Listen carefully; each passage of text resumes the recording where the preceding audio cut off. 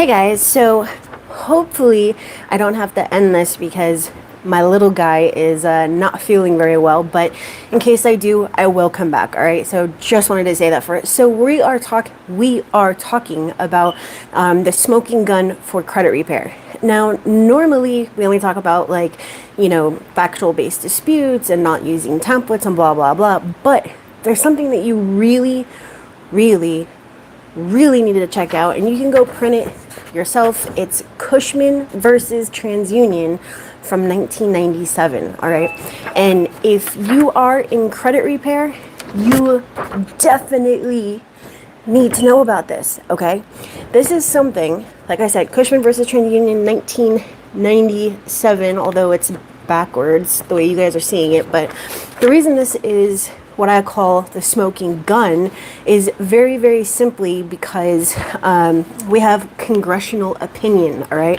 so there's a difference between using case law such as Cushman versus Transunion and using a part of the law that only pertains to one thing, which is what a template is, right?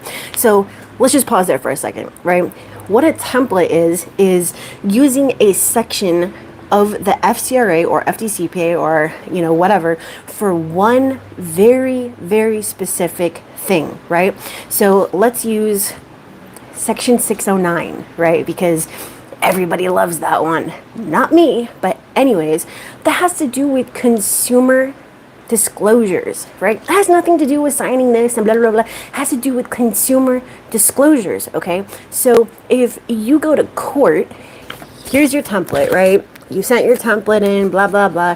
You're gonna sue them because they didn't provide, this, that, and the third, but you don't even know what that law pertains to. So you're gonna go to court, and the judge is gonna be like, well, what are you backing this whole thing up with?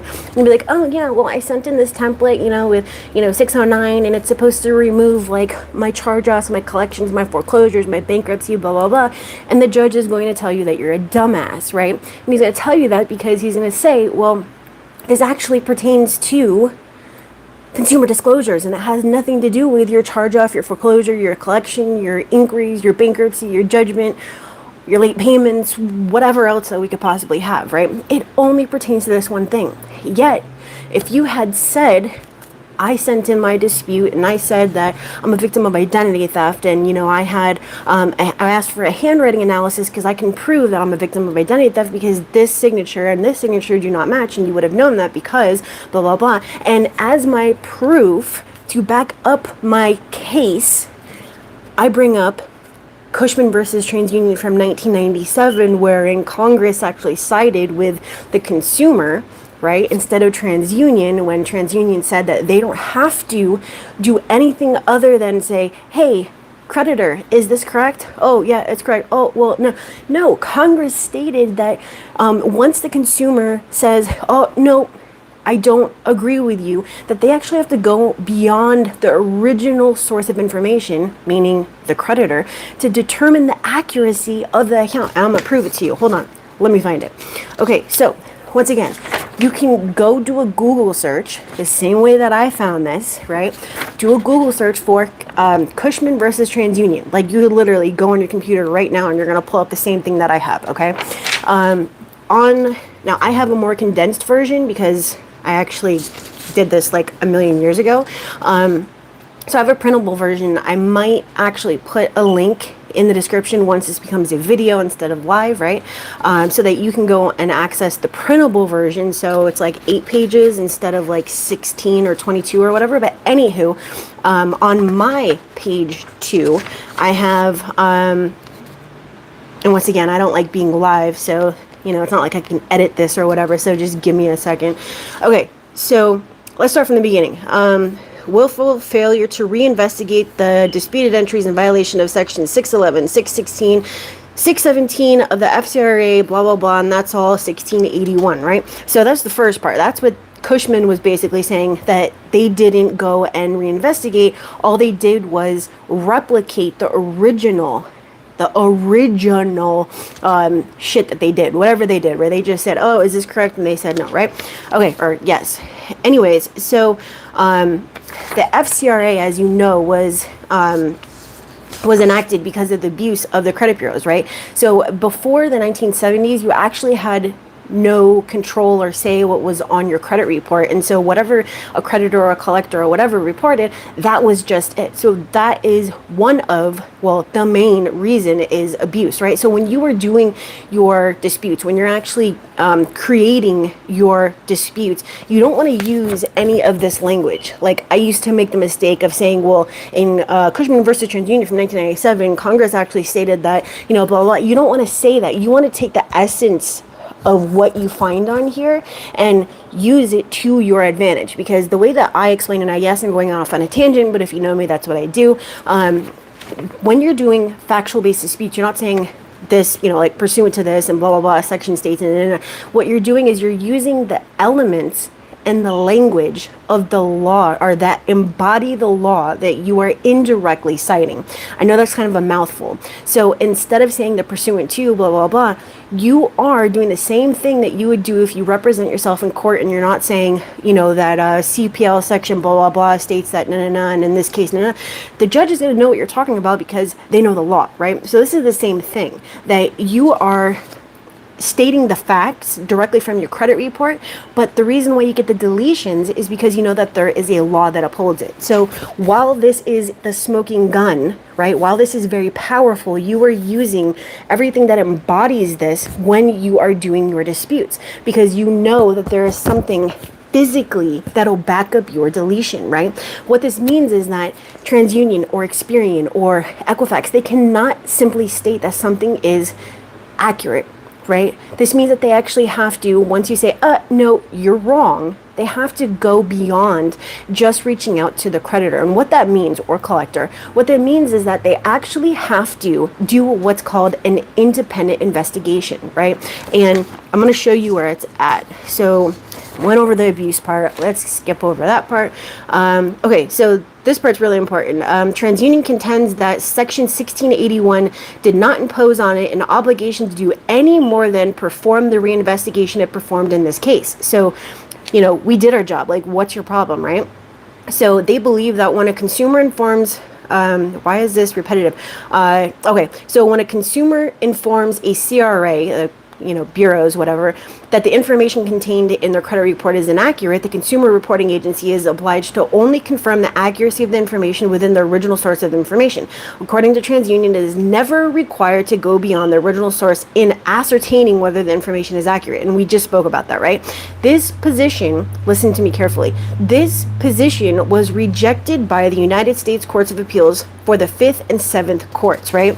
So basically what they are saying is, no, that's not correct, dude. Like, you can't just say it. Where is your proof? What backs this up? Because otherwise you can go and just say anything, and that you actually have, and this is directly from here, a grave responsibility. I know that there's so many people out there that have templates that say this whole grave responsibility, but you don't want to use that. You just want to know it so that you can use it as an action when you are creating your disputes, okay?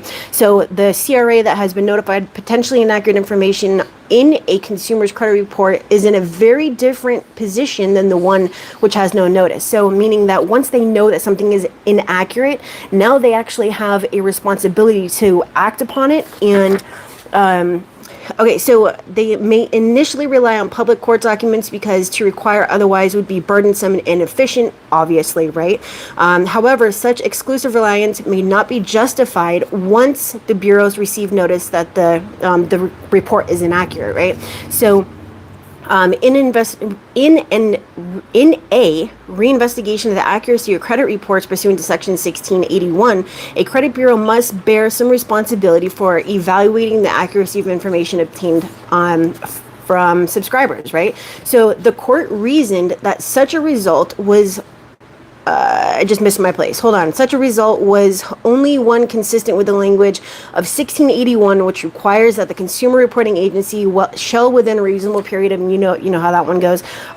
So basically, TransUnion said that, okay, so when fraud occurred, the consumer must resolve the problem with the creditor, right? So the statute places the burden of investigation squarely on the consumer reporting agency, and the courts do not agree with this, right? So forgive me going through the whole thing. I had to find, even though it's highlighted, there's kind of a lot to go in there. So the courts rejected this, okay?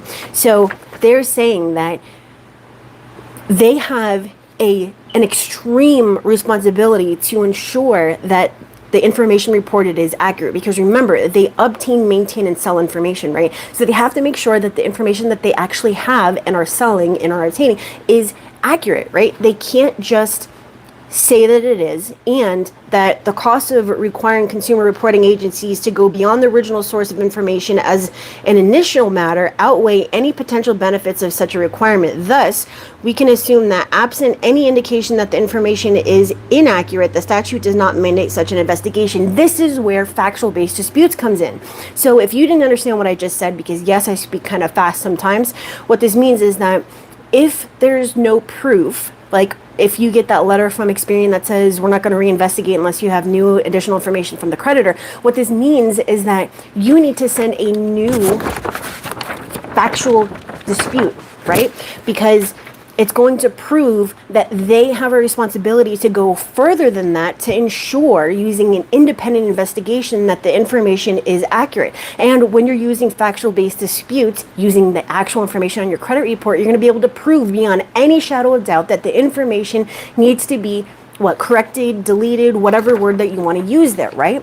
Okay, so in addition to these observations, we note that Transunion's reading of 1681 would require it only to replicate the efforts it must undertake in order to comply with Section 1681 EB. Okay, so we are done with that part right there. But as you can see, this is very, very important. Why? Because it spells out exactly what the hell is going on with the bureaus and why it is wrong and how you can use it. You must just understand how to use factual-based disputes in addition to this information, right? Because remember, we're not saying pursuant to this and pursuant to that and blah, blah, blah, and section blah, blah, blah, and Congress states blah, blah, blah. We're not doing any of that. And I can promise you that that is what I used to do, and my results just sucked. Dude, they sucked. They sucked. They sucked. I was still getting results, but they sucked. They sucked, okay? Let's just leave it there. So what you want to do is exactly what I said, okay? So you need to, first, you dispute an account, they come back and say it's verified as accurate, right? To get them to do an independent investigation, the answer is right here. To get them to do an independent investigation, you have to use another factual-based dispute directly from the credit report, because that is new and relevant information directly from the freaking credit report. And why is it irrefutable information? It's because the creditor is the one that's actually reporting it. It is their information, so how the hell are they going to fight it, right? How? And they have a grave responsibility. Dude, it says it right here. Everything that you need is right here. You just have to use it in everyday language to explain, right, using your credit report as evidence why this case pertains to you, okay? So, this, I will link. I will put an Airtable link so that you can just go download this after I complete this and whatever. I'll put a link in here, so just give me some time and then you can go and access this so you don't have to go find it yourself, although I know most of you will probably have already found it or already have it. All right, so that's why we call it a smoking gun. I really need you guys to use this in addition to your factual-based disputes, okay? So speaking of factual-based disputes, we are going to be doing, I have two, I'll tell you about two of them. Okay, so we're doing the evolution line method, and it will be live. It's next Saturday, and let me just find the date for you. Let's go to my computer, which we are at. Welcome to my desk. Okay, so next Saturday is the 27th. It's going to be at 4 o'clock. It will be free here on YouTube, but it will not be public. You will need the link to access it. The way that you get the link is when I'm done with it, because everything takes time. I am going to drop a lead form link in like my last 7 videos, okay? So you will find it, and I will post another video for it. But the evolution line method is going to show you something that you guys don't know yet, unless I've coached you before. All right, so this is not something that you want to miss. It's going to show you how to not repurpose stuff that you've already said, but basically not ever run out of dispute reasons and not have to come up with some challenge out of the, like, just off the top of your head, like, oh, I ran out of dispute reasons. No, you didn't, dude. And I'm going to show you how to do it while also not saying the same thing, okay? And it's so much more than that, but it's the evolution line method, okay? And like 20 minutes ago or 30 minutes ago, I also decided that what I want to do to help you guys is maybe once a week. I don't want to hold myself to the timing of it. I want you guys to, and I will drop a link for this, okay, so that you can upload your letter. But I'm going to do either live or recorded where you can give me one dispute letter, right? I'll choose like 3 to 7 letters for each session, okay? You guys can upload a dispute letter that you are having problems with that you want help auditing, correcting. So if you are having problems with your disputes and you want help from me, you will be able to find a link later on tonight in this video, once it is a video and not live, obviously, because I'm not going to go do it right now. I am almost done with it. You can upload your letter. I will choose randomly. I'm going to choose 3 to 7, possibly 10, depending on how long the letters are and how much time I want to put into this. But you will be helping other people that might be in the same boat as you just by sharing your letter. And what I want you to do is remove your confidential personal information. So all I want is not your name. I don't even want your name on there. All I want is just the meat and potatoes of your letter. So if this is your personal information up here, I want you to go in Word and get rid of it. Okay, I want you to go and get rid of it. If you're going to use an image instead of like Word or PDF, I want you to go and use a tool. There is a free tool that you can use as a Chrome extension. It is called Explain and Send Screenshots. So you can actually take a screenshot. If it's a PDF, drop it directly into your Chrome browser, take a screenshot of it, and then use their blur tool or a big black box tool and put it over your personal information, okay? I know not everybody is savvy with like graphics and all that kind of stuff, so that's why I was giving you some other things that you can do. But then you can go and after you make sure that your confidential information is not on there, you can go and upload it to the form, and then hopefully you will get chosen for it. I'm going to be choosing the ones, just so you know, it may be random. I will be doing random sometime, and sometime I will be choosing based on what I think would help the most people, okay? So if that interests you, great. There will be a link later on tonight. If not, just watch the videos when they come out, all right? So I think that's it, guys. I hope that this helped you in some way, shape, or form. If you didn't know about Cushman, then now you know, and knowing's half the battle. G.I. Joe's American Heroes, all right? So I'll see you guys later. That is it, except for the fact that if you need my help, the link will be in the description of this video, once it's a video instead of live, and I'll see if I can do a credit sweep for you. Most of the time I can, sometimes I can't, I don't know. But I hope you guys have a wonderful day. I have to go cook dinner. What are you guys making for dinner? I don't know. I'm going to do rice and beans because I'm married to a Puerto Rican. So that's what we do, rice and beans. I have a little Puerto Rican German children. All right. So totally off subject, but I hope you guys have a great evening, and I will see you guys later. Bye.